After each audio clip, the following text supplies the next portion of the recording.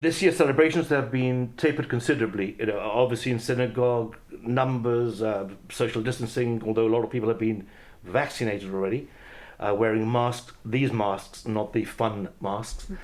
And the dressing up, as we always do every year, has also been tapered considerably. Visiting people at home has also been, this year, has been shelved, essentially.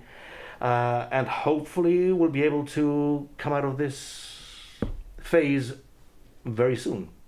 And then next year we'll celebrate just with wearing masks for one day, nothing else. That would be the dream. Absolutely. So what kind of message can people take from this holiday?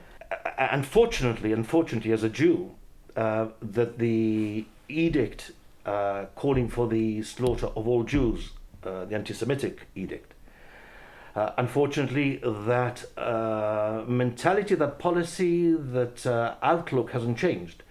If we zoom to last week in Spain, the right-wing party in the middle of a demonstration was blaming the Jews for all the evils in the world. The same day, the left-wing Podemos, 58 municipalities brought a resolution to not only boycott Israel, and only Israel, no other country, only Israel, but also to boycott Jews. So we live through this. So from a Jewish perspective, the anti-Semitism of 2,300 years ago, and obviously of the Holocaust and everything else, is still hovering around us. And therefore, we believe that, whatever's thrown at us, we will always win. Win in the sense of coming out the rough end, but we will never be obliterated from the world scene. And in 2021, these anti-Semitic feelings, actions must be, frustrating is the wrong word, anger-inducing, depressing. But it's not only individuals or political groups. For example, you get Iran, the success of Persia.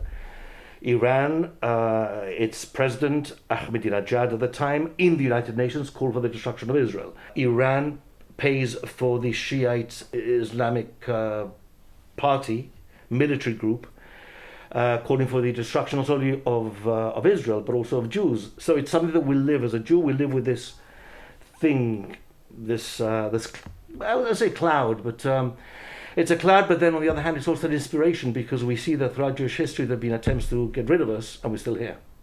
And how do you personally cope with that?